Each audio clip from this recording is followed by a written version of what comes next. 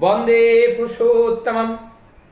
आज एक प्रश्न है, सत्संगी गुरु भाई माताओं के मन में एक प्रश्न उठता होगा और इस प्रश्न बहुत बार आया भी है। आप लोगों में से बहुत ही लोग सुने भी होंगे। किसी भी वर्ण के ऋत्विक दादा के द्वारा जो दीक्षा है, कोई भी दीक्षा ले सकते हैं।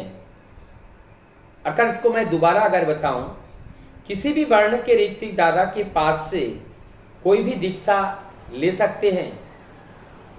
ये जो प्रश्न है, कोई भी दीक्षा ले सकते हैं, यहां पर यह प्रश्न ठाकुर जी के पास रखा गया। ठाकुर जी कहते हैं ले सकते हैं, क्योंकि यहां पर दीक्षा किसी वर्ण विशेष व्यक्ति के द्वारा नहीं दिया जा रहा है, वो केवल माध्यम है। दीक्षा आपको ठाकुर ही दे रहे हैं, ठाकुर जी दे रहे हैं। हम लोग इतना छोटा सूक्ष्म बात को नहीं समझ पाते हैं।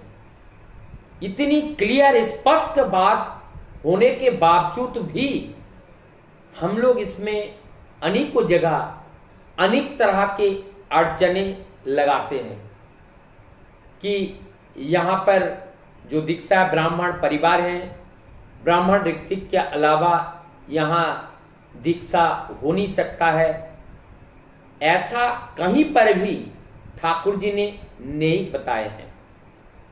ये एक तरह का भ्रमक प्रचार और इससे लोग विभ्रांति होते हैं, एक भ्रांति में पड़ जाते हैं और वो सोच में पड़ जाते हैं कि किससे लूं, क्या करूं। अरे दीक्षा हम किसके ले रहे हैं? श्री ठाकुर अनुकूल चंद्र जी के ले रहे हैं। दीक्षा हमें कौन दे रहे हैं? परमदयाल श्री ठाकुर अनुकूल चंद्र जी दे रहे हैं।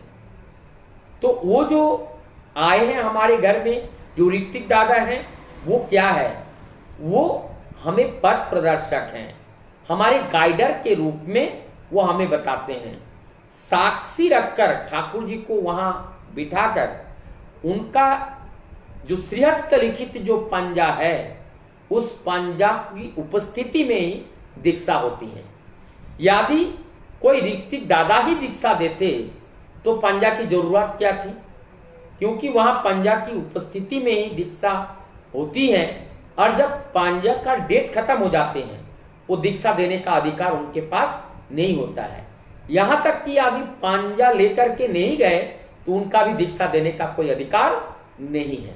तो इसका मतलब दीक्षा कौन दे रहे हैं? उस पंजा का स्वरूप में, पंजा में ही स्वयं ठाकुर वहां विराजमान है और स्वयं ठाकुर जी के द्वारा ही ये दीक्षा दिया जा रहा है।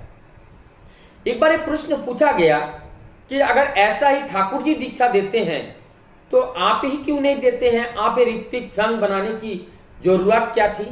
परमदयाल श्री ठाकुर जी कहते हैं, हजार हजार लाखों लाखों लोगों तक इस सत मंत्रों को पहुंचाने के लिए एक व्यक्ति के द्वारा संभव नहीं है। इसलिए इस माध्यम की जरूरत है और उस माध्यम के रूप में ऋत्विक दादा लोग हैं। और ये ऋत्विक दादा कौन होते हैं? ये ऋषि अर्थात पथ दिखाने वाला एक दृष्टा पुरुष, यह हमारी उद्गता होता है, यह हमारी उद्गता है। और जिस बात को हम समझ नहीं पाते हैं वो वाहक है, वो ठाकुर जी के वाहक है। और उनके माध्यम से, उनकी चाल चलन चरित्र के माध्यम से हम लोग प्रेरणा पाकर ठाकुर जी के प्रति हम आकर्षित होते हैं। तो ये कुछ मूल बातें थी जो मैं समझ रहा हूँ कि बताना जरूरी है। मुझे ठाकुर जी की किताब के अध्ययन करते समय जो भी कुछ मूलभूत बातें हमें मिलते हैं, मैं आप लोगों तक पहुंचाने का प्रयास करता हूं। वंदे